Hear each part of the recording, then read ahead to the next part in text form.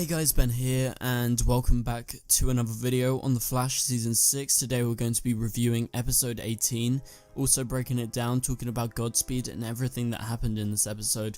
This episode was one of the best episodes this season, definitely up there, easily top 3, probably like number 2 or something. I'll have to go rewatch some of the episodes, but I really enjoyed it, and it was so relevant.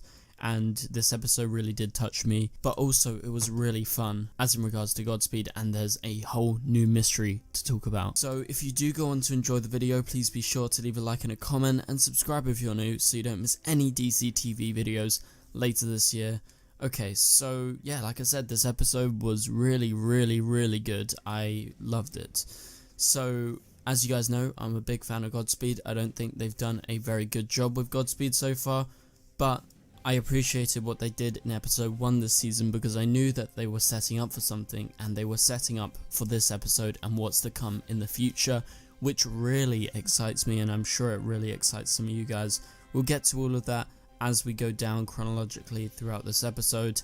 So right at the start we get Barry. He runs. At first you're like, is this Godspeed? You kind of hear some of the Speed Force energy, you hear the lightning, but it turns out it was Barry.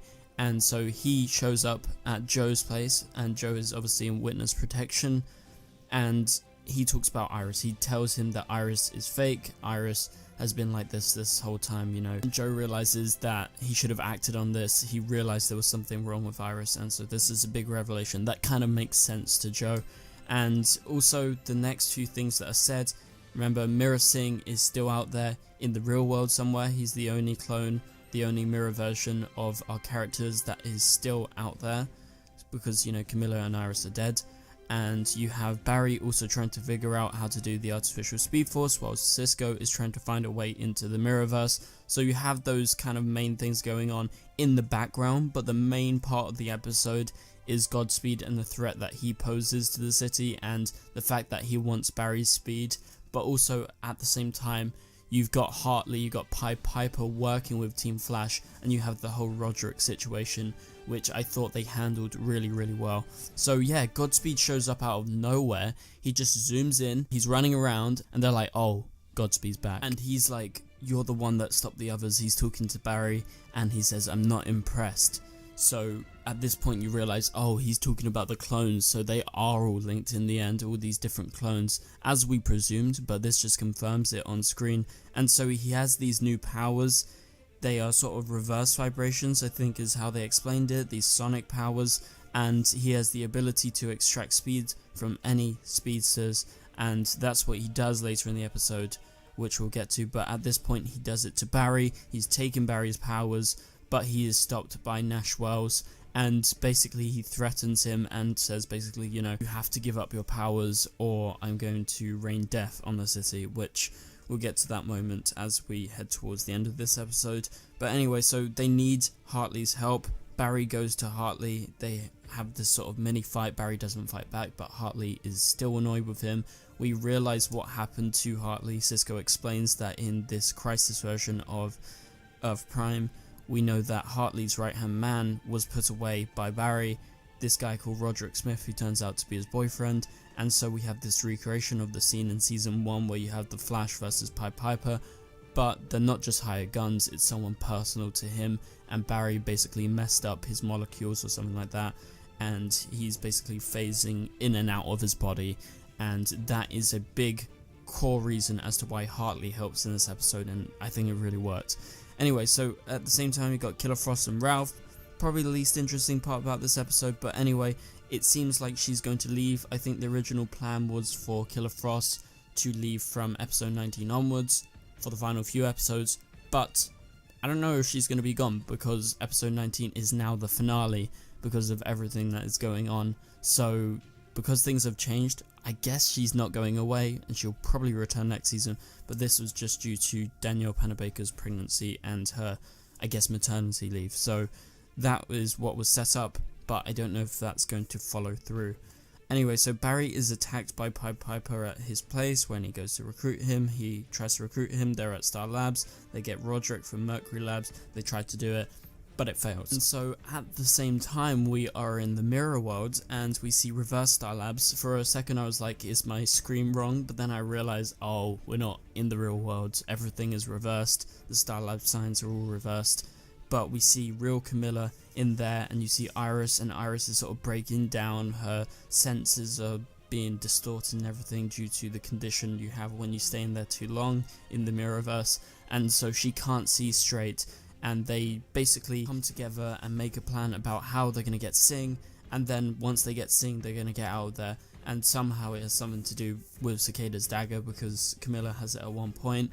I don't know what the relevance of that is, but they're going to be working together, and so it's good that we finally find out what has happened to Camilla, because we haven't seen her properly, like the real version of her, in the Mirrorverse ever since, you know, she was attacked, you know, many episodes ago.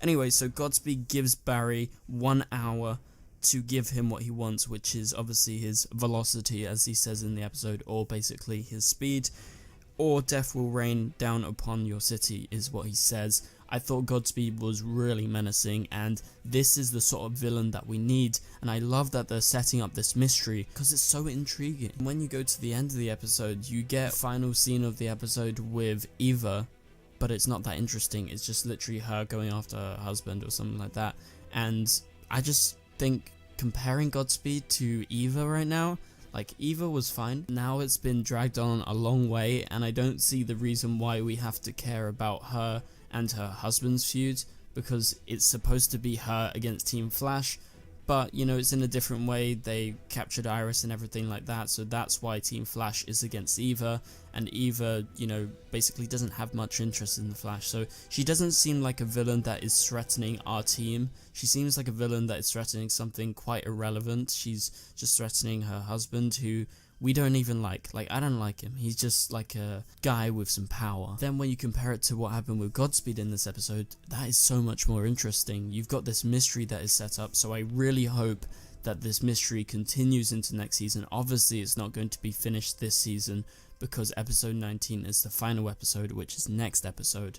So I'm really excited to see more of Godspeed and to find out about this mystery. So then we go to Star Labs, and we've had this talk with Barry, and Hartley realizes that Roderick is much closer to Hartley than he even thought. He thought he was just like a hired gun or something like that, but they are actually in a relationship. They are boyfriends. So Barry understands what Hartley is going through, because, you know, he's missing Iris. He isn't able to see Iris, and he hasn't seen the real Iris in such a long time, and Hartley hasn't seen him in years. So they're going through a similar thing, and they end up teaming up against Godspeed, and at this point the alarms go off, and Godspeed has taken a visit to Iron Heights, and we see that he has killed and taken all the speed of every Godspeed. So the 4 Godspeeds that were locked up at Iron Heights, that were sort of these clones, and they make the weird noises and everything like that.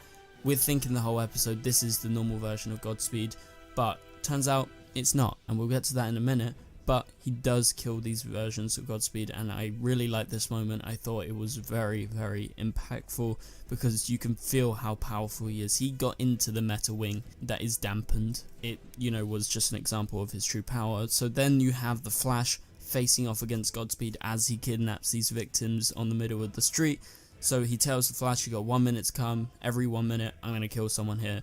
And so Barry uses the rest of his speed, and he is chased by Godspeed, and Godspeed is at Mach 5. He's running so much faster than Barry, but Barry knows the streets better, and he is able to play him, and Barry is reminded of how, you know, he was able to stop Roderick and what happened in that case, and he uses that knowledge against Godspeed, and basically Barry gets slammed to the ground. He's getting beaten up by Godspeed all over the place, and at one point Barry's speed basically like freaks out, it glitches out, he drops on the building, and he is saved by Hartley. And at this point Godspeed crackles with lightning. He is a real god of speed, and Barry uses all of his speed with Hartley, both doing it together as they render Godspeed useless as he smashes into a car again. His blood is blue, it's different, and apparently this is charged sound, so it's not like his real blood. But anyway, it's a solution to what's happening with Roderick. Roderick is saved, and Hartley and him reunite, and Godspeed is shaking and knocked out, and he's put into Iron Heights. So it's at this point, once Hartley's gone and everything, that Barry reveals he went to Iron Heights and he interrogated Godspeed, and he realized this isn't the real Godspeed. And as he recalls in this scene, "We deserve your speed" is a line that Godspeed said, this version of Godspeed, who we thought was the real Godspeed this whole episode. So the question is, who is we? So there's someone out there who is the real Godspeed, but the question is, who is the real Godspeed and when will we see him? This mystery is a new mystery that started at the start of the season and will continue until next season, and I'm so intrigued about everything to do with this. It said that they want infinite velocity. This is the thing that they are trying to get, and that's why they've taken all the Godspeed speed from Iron Heights, and they were trying to take Barry's speed, but Barry was able to thwart Godspeed, this version of him, and so he is just like the rest of them. It turns out he begins to say very similar stuff to all those other people and begins to stutter, and basically he just shuts down essentially. So he is a clone.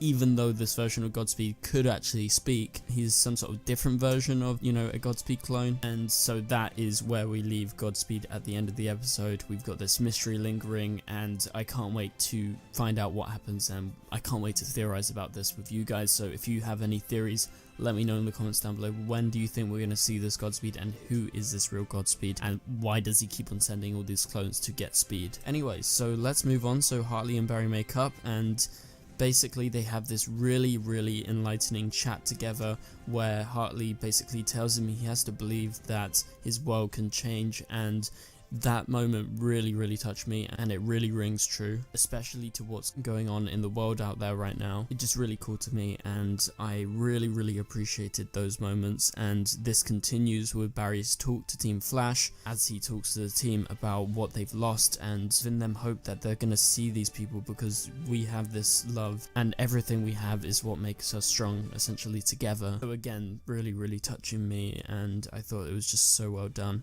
And so it's just something that couldn't be taken, and yes, they've lost a lot, but they're never going to lose what they have. Barry talks about Eva and how she has never faced them head on, and that's what's about to happen, and this is a massive Team Flash moment. They're all like, yeah, we're doing this. And so they come together as a fully fledged team, and that is what they're going to do as we head into the finale, which is supposedly a good episode to end, according to the showrunner, Eric Wallace. And so you have all of that, and right at the end of the episode, Cisco realizes we can make this machine whatever machine they need, and this is a way for them to get the people they love back, you know, from the Mirrorverse. And Cisco realizes there is something that he needs to get, and he needs to go to this place where he has been before, and this place is Atlantis. He has been there on his travels, and he's going to return there. I don't think we're going to see Atlantis, but it was such a nice reference. I really appreciated it, and it seemed like a very impactful moment where you're going to have him going to Atlantis. Probably not going to be in that much of the next episode, but he's going to get that device, whatever it is, in order to defeat Eva. And so I just thought this episode was so good, and it works so well as a whole. And the only sort of weird part of the episode was right at the end, where it goes to the Flash logo, and then the post-credit scene is Eva in a chamber. I have no idea what it was, but she's in there, and she just says, "I'm coming for you, Joseph," as she talks to herself. It was just a bit weird because the whole episode was so good, with Godspeed, with Hartley, with Barry, with them, all the emotions, everything worked so well, but then you end on this very emotionless ending because you don't have that sort of connection to this villain, and her saying, "I'm coming for you, Joseph," I swear she said that about 50 million times already. It was a weird way to end such a great episode. But anyway guys, thank you guys so much for watching this video. If you did enjoy it, please be sure to leave a like and a comment, and if you are new, please be sure to subscribe and turn on notifications so you don't miss any videos. And please be sure as well, in the comments, when you leave that comment, give me your Godspeed theories, give me anything you want me to talk about to do with Godspeed and this ongoing mystery, because it's so intriguing and I want to talk about this more. Let me know, what do you think about all of this? Okay, so thank you guys for watching, I'll catch you guys later, goodbye.